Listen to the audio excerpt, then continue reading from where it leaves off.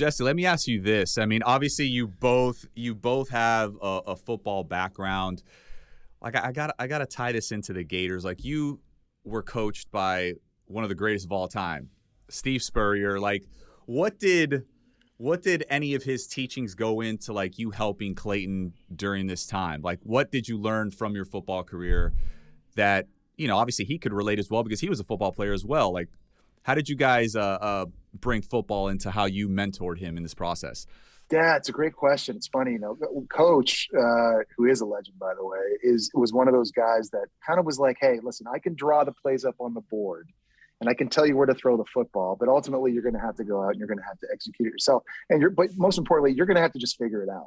And I think that's kind of true, for Clayton on his journey too. I mean, I can give him all the advice I can until I'm blue in the face from my own experience. But ultimately, this is his journey, and his journey is different than my journey, than your journey, than Mike's journey, than all of our journeys.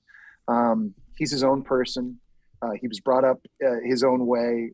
Different things are important to him. And so he has to sort of follow that. I've really tried, to be honest, be not as overbearing with him.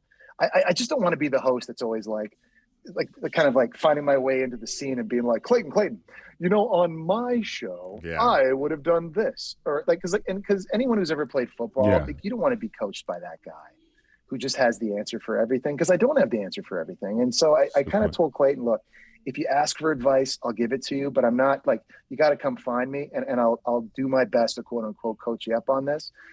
Clayton's been great at that. One of the things I discovered about him really early on that I really appreciate about him is that he's not afraid to ask for help. A lot of men have a hard time doing that too, especially football players. Yeah. Clayton is always looking for help and guidance. And when he did that, I was trying my best to offer the best advice for him I could.